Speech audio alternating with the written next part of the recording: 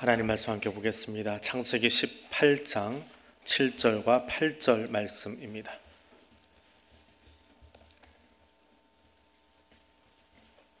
창세기 18장 7절 8절 말씀, 구약성경 21쪽입니다.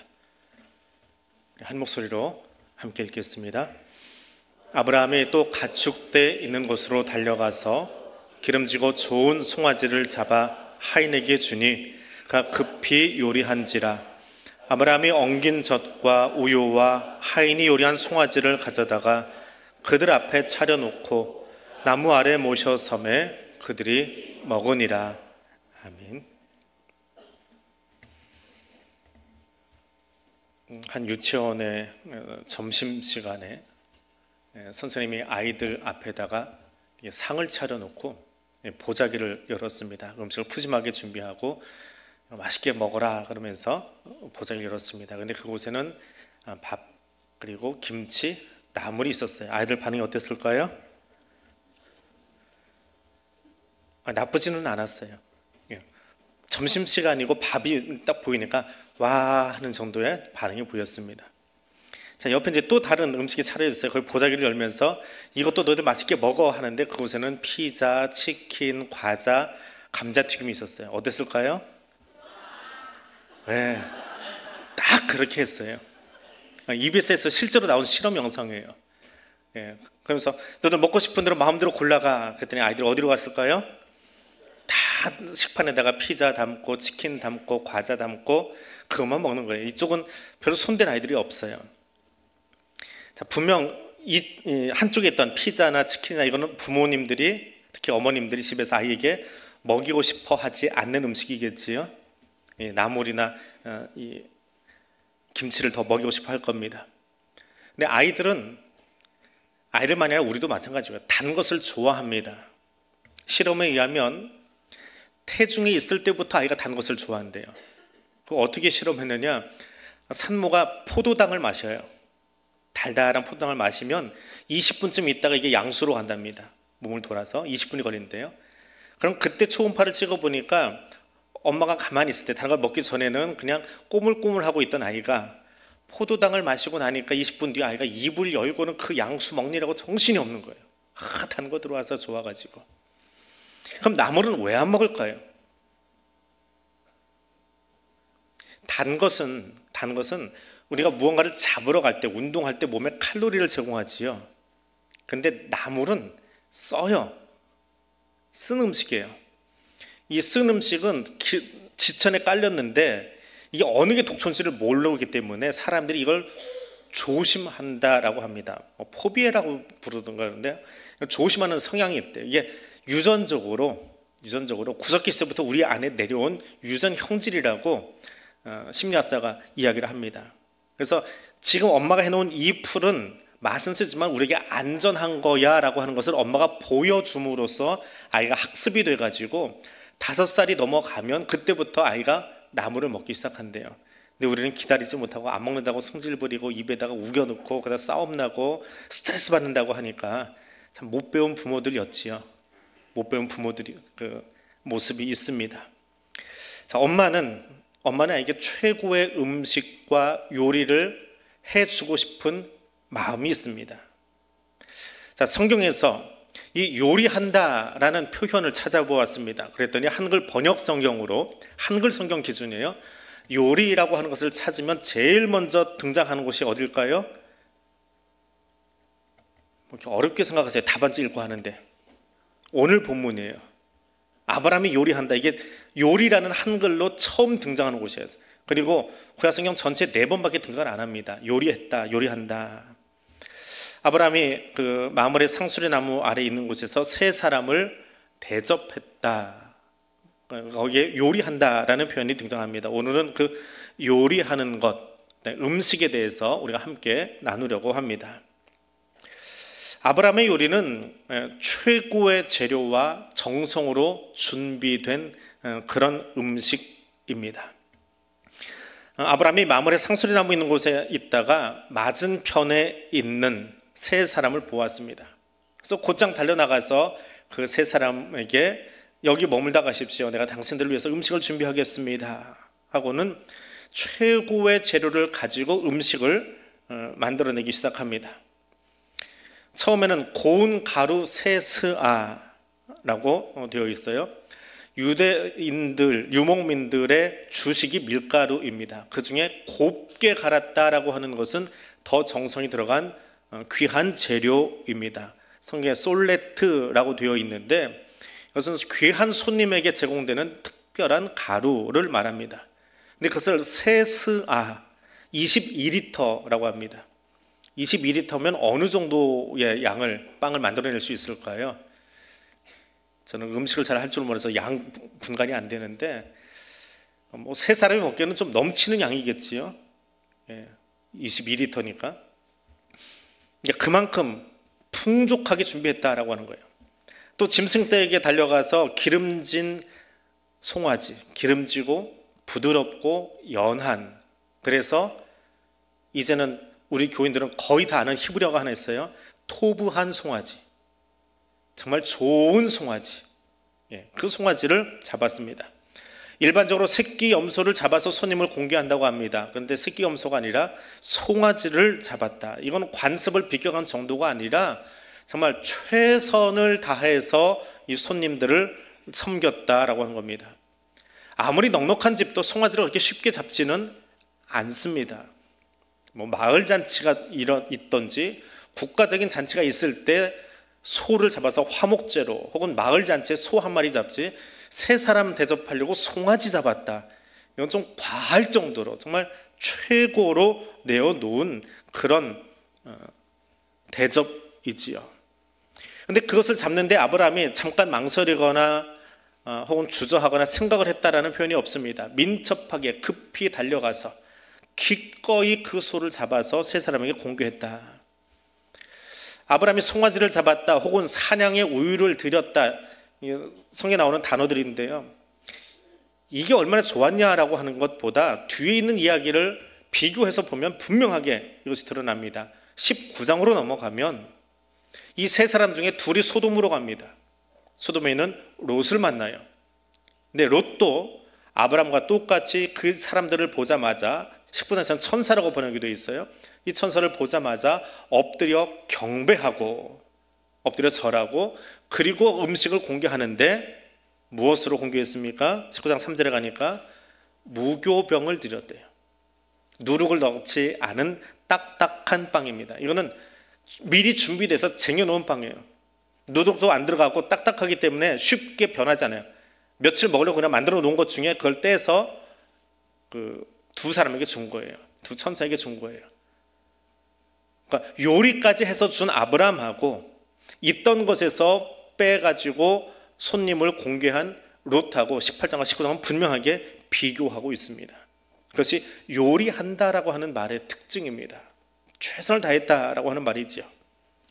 두 번째로 아브라함의 요리는 최선의 서비스로 드려졌다라고 하는 겁니다.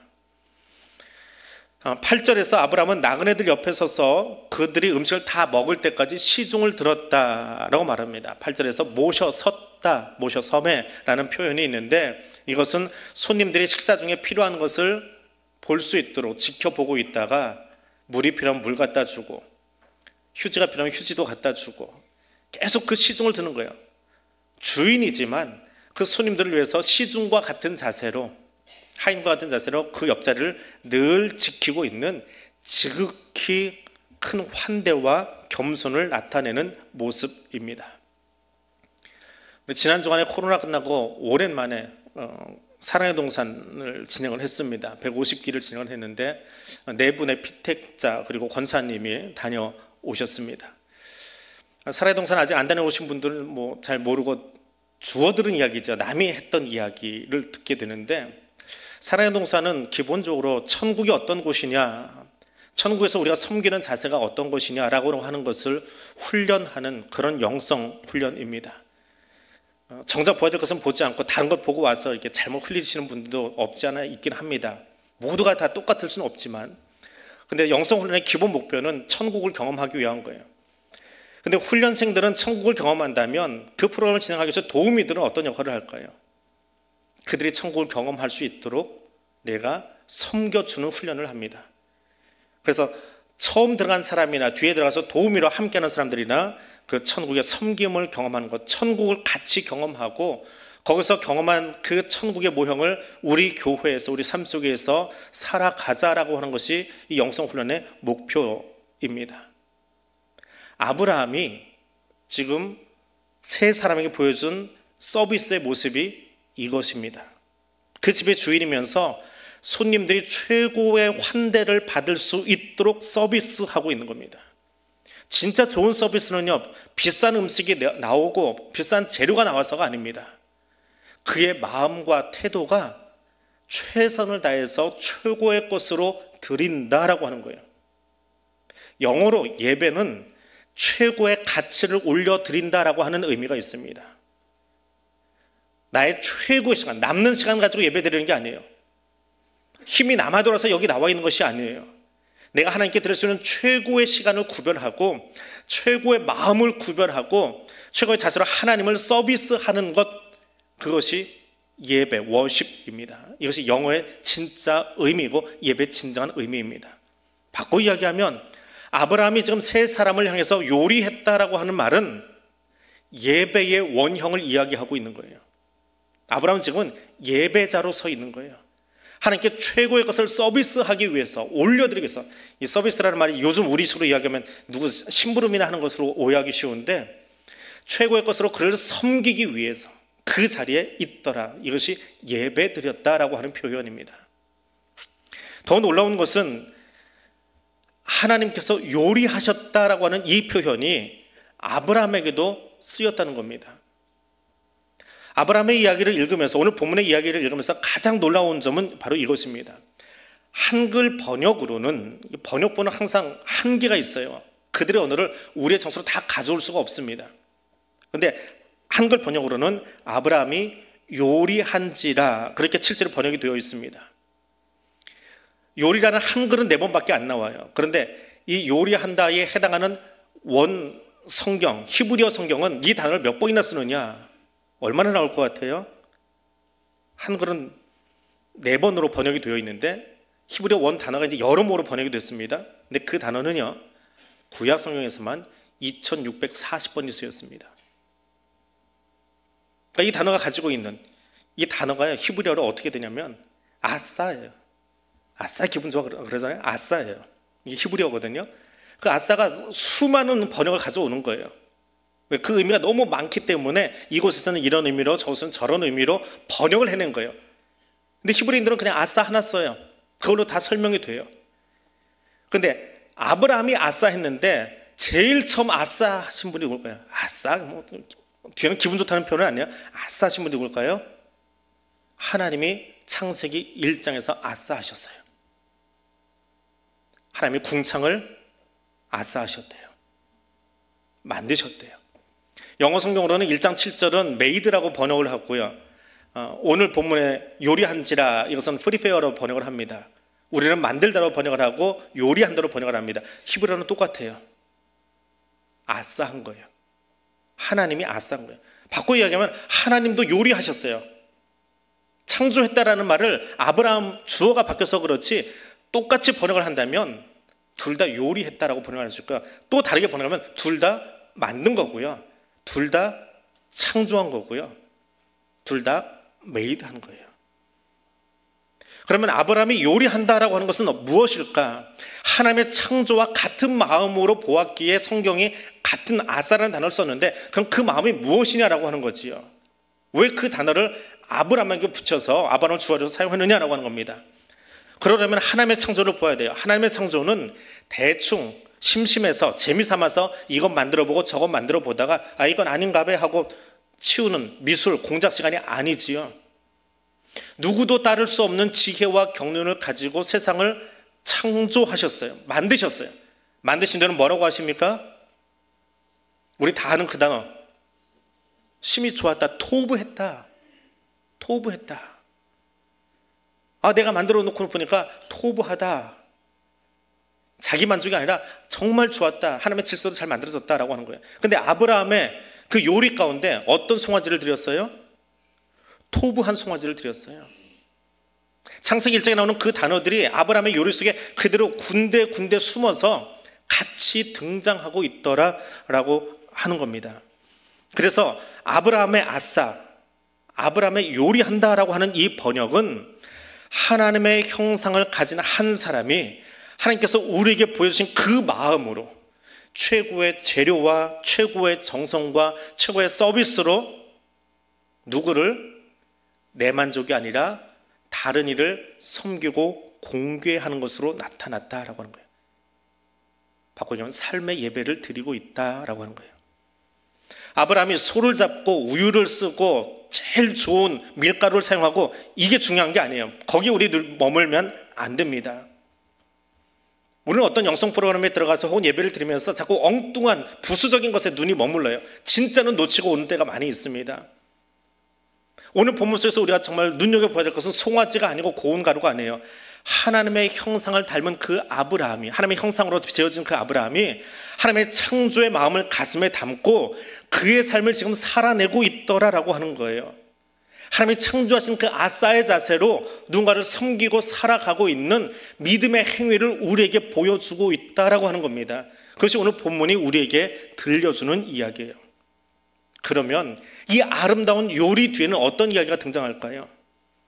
그 요리, 그 창조, 그 만든다, 메이드한다라고 하는 것 뒤에는 어떤 이야기가 나옵니까? 아브라함에게 찾아온 사람이 세 사람이었어요.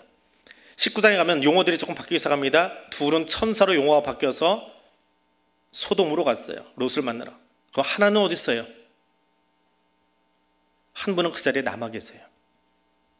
신학자들은 그렇게 표현합니다. 셋이 왔는데 두 천사는 역할을 감당하기 위해서 심부름하려고 소돔으로 갔고 한 분은 그대로 남아 계시는데 하나님이 그 자리에 남아 계세요. 그리고 하나님이 아브라함에게 이야기했습니다. 오래 기다렸지. 내가 아들 줄게. 근데 너무 오래 기다리다 보니까 사라는 에이 뭐 지금까지 기다려도 안 되던데 하고 피식거리고 웃었어요. 그런데 하나님이 최고의 서비스를 받으신 뒤에, 서비스가 아니고 음식이 아니라고 그랬죠. 뭐라고요? 예배를 받으신 뒤에, 그 예배 뒤에 하나님이 자녀의 은혜를 허락해 주세요. 생각지 않았던 바로 그 순간에. 그 두 번째로 그 자녀 이야기가 끝난 뒤에 어떤 이야기가 나와요? 소돔과 고모라에 대한 이야기를 들었어요. 아브라함이 어떤 자세로 엎드립니까? 하나님, 그래도 거기 의인이 있는데 다 멸망시키면 안 되잖아요. 50명이면 안 되겠습니까? 40명이면 안 되겠습니까? 두 번, 세 번 하다 보면 하나님도 야 그만해라 하실 법한데 아브라함의 기도를 끝까지 들어주세요. 왜요? 아브라함이 자신에서 얼마나 정성껏 예배의 삶을 살았는지 보았기에 아브라함의 기도를 그대로 받아주세요. 최선을 다한 그의 기도를 마지막까지 받아주세요. 그것이 이 요리 뒤에 최고의 정성으로 드려진 예배 삶을 산 그 사람에게 하나님이 보여주시는 은혜예요. 또 하나 아브라함의 요리 속에서 우리가 배워야 될 것은 요리는, 음식은 먹어야 될 것과 먹지 말아야 할 것을 분명히 알아야 된다라고 하는 겁니다. 서두에 아이들의 편식에 대해서 이야기했습니다. 잘 차려진 밥상 보면서 아이들이 편식하고 투정합니다. 근데 부모의 마음은 그게 아니지요. 부모의 마음은 뭐예요?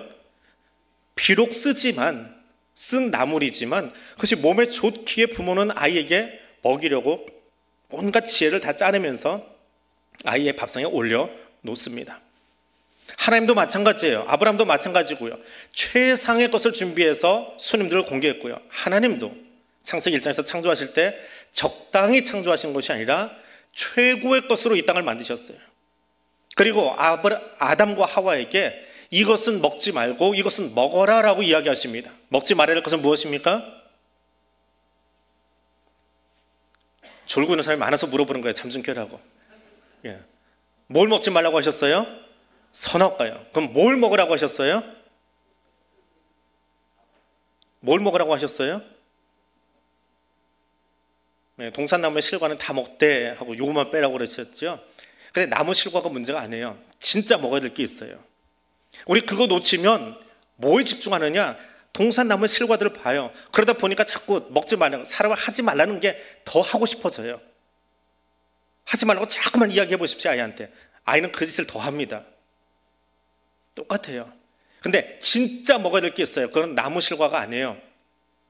생명나무 열매 먹어서 우리가 생명 얻는 게 아니에요. 진짜 먹어야 될 것은 하나님 말씀이에요. 말씀을 구경만 하면 안 돼요. 하와는 구경했어요. 남편한테 했지 나한테 직접 한 얘기 아니잖아. 나 잘 몰라. 그래서 먹게 되는 거고요. 하나님이 이야기하긴 하셨는데 하와가 먹는 거 보니까 괜찮은 것 같네 하고 아담도 손 대는 거예요.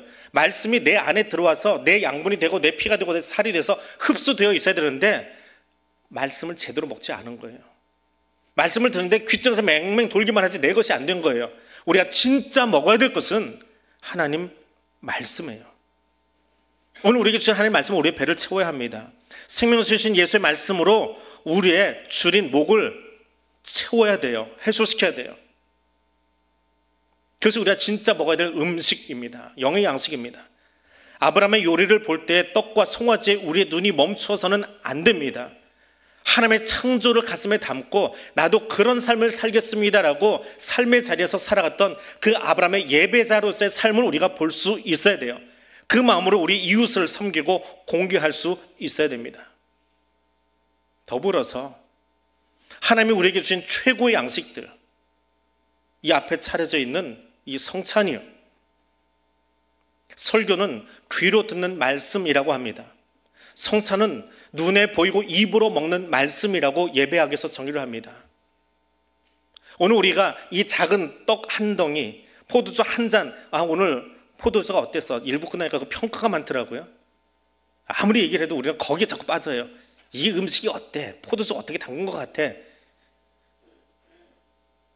우리가 이 포도주를 마시고 이 떡을 먹을 때에 우리 안에 들어야 할 것은 무엇입니까?